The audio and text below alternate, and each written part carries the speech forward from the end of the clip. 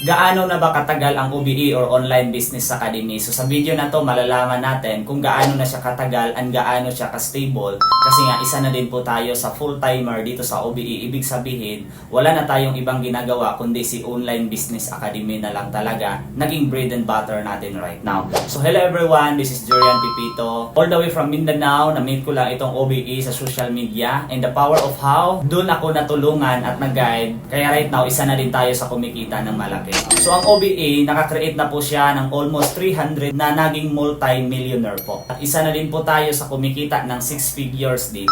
Ano ba yung kailangan para makapagsimula ka sa OBE? Unang-una, dapat meron kang cellphone. Pangalawa, dapat meron kang stable internet connection, data o wifi. Pangatlo, dapat makapag-online ka ng 2 to 3 hours sa isang araw, lalo na kung ikaw OFW or empleyado. And last, dapat magkaroon ka tinatawag namin na account ID, kasi yung account ID, yun yung LTO mo dito, license to operate, para at least magawa mo siya at makapag-start kang kumita, possible ng 1,000 o 5,000 sa isang araw. Tama po yung narinig mo. Yung ginagawa natin dito, nagsiset tayo ng appointment. Wala ka nang ibebenta dito na produkto kasi nga mag-guide ka na lang ng clients, and then all script and templates na gagamitin natin provided na po sa team if ever ikaw ay mag-start na dito. So ngayon, yung kailangan mo lang gawin, makapag-comment ka ng house baba ng video na to para at least ikaw ang isa sa ma-priority ko mag-guide dito, makapag-start ka agad kung papaano din gawin.